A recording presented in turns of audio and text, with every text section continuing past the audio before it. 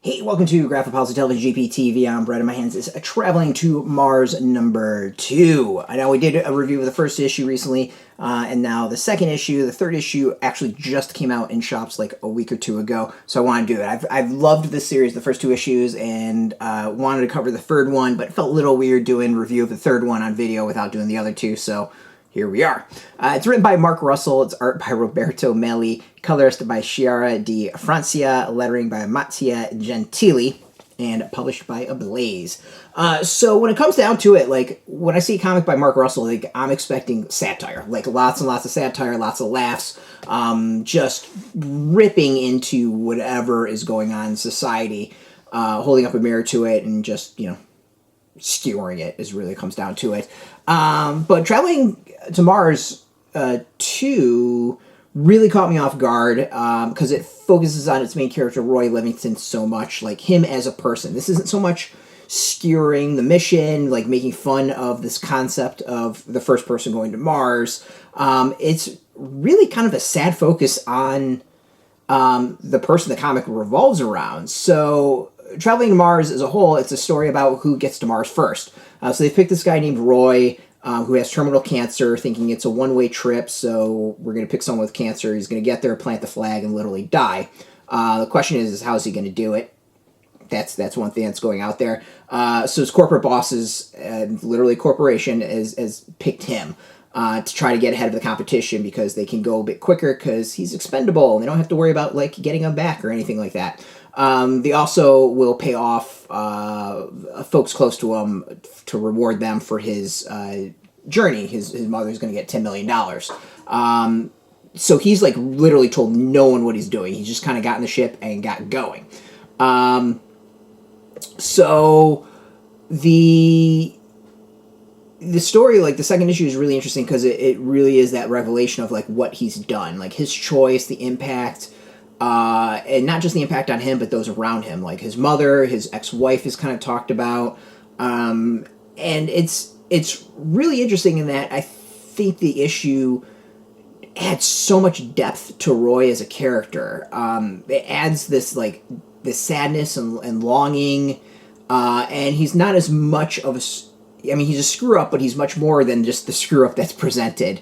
We don't know everything that's going on about him, but you get the sense of the ups and downs in his life, and you feel bad for him. Like he's at this situation, he literally is facing death. He's been presented this ridiculous offer, and he goes for it. And you kind of get a sense there's like slight regret in his decision, but at the same time, like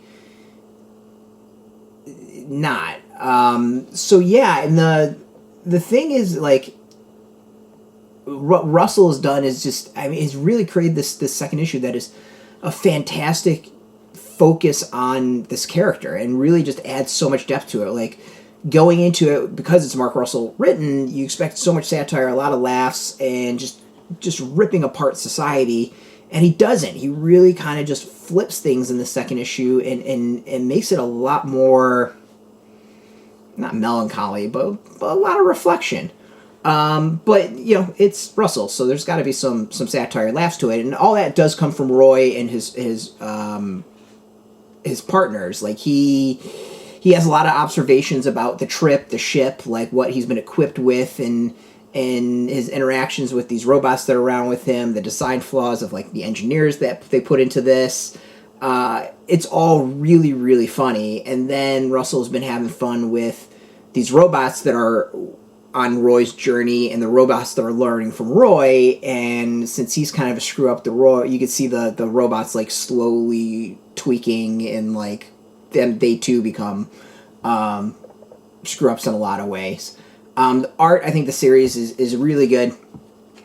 It does this really great job of kind of balancing the fantastical sci-fi elements and kind of the more grounded bits. Here we kind of open up with a story that Roy is telling.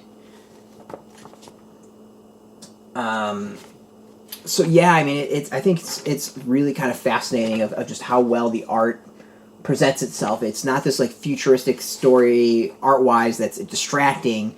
It really is. It stays focused on the character, which I think is smart, really, really intelligent.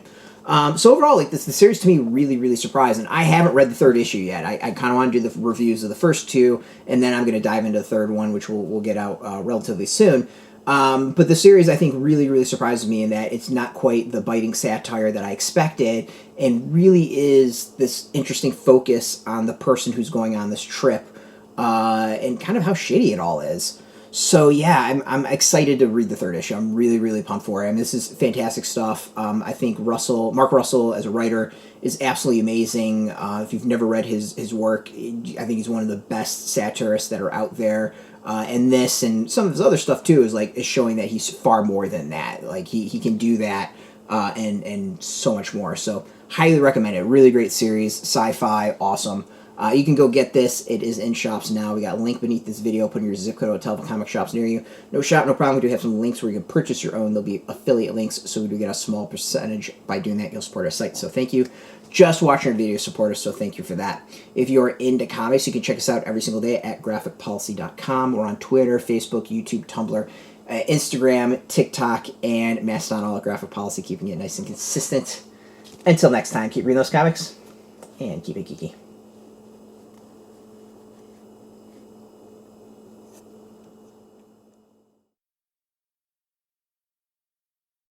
Hey, thanks for watching the previous video from Graphic Policy Television. Just by watching, you help support our site. Thank you so much. Now, if you're watching these videos, you probably care about geeky things like movies, television, comic books, toys, games, video games, you name it. You can go and subscribe right now to our YouTube channel to stay in touch and catch all the new videos, or check out our website at graphicpolicy.com. There's a nice link on this end of the video. But as always, thank you for watching. Keep on rocking and keep it geeky.